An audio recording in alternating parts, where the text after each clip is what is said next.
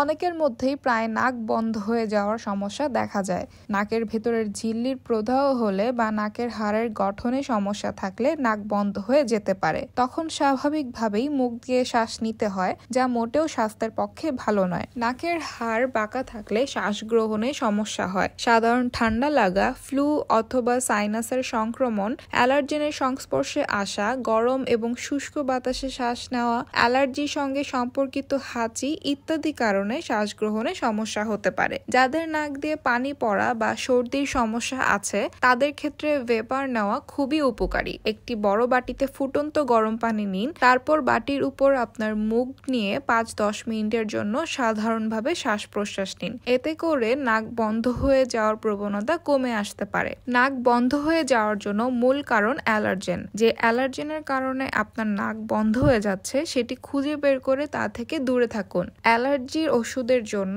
একজন ডাক্তারের সঙ্গে পরামর্শ করুন। ডিকনজেস্ট্যান্ট স্প্রে এবং ড্রপ বন্ধ হয়ে যাওয়া নাকের জন্য খুবই উপকারী। এটি নাক খুব তাড়াতাড়ি খুলে দিতে সাহায্য করে, কিন্তু এগুলো সর্বাধিক 5 থেকে 7 দিনের জন্যই কেবলমাত্র ব্যবহার করা উচিত। নাক দিয়ে শ্বাস নিলে বাতাসে থাকা বড় বড় বস্তুকণা ফিল্টার হয়ে যায়। মুখে সেই ব্যবস্থা নেই, ফলে নাক বন্ধ হয়ে গেলে সাময়িকভাবে মুখ দিয়ে শ্বাসবায়ু নিলেও তা স্বাস্থ্যের পক্ষে অত্যন্ত ক্ষতিকর।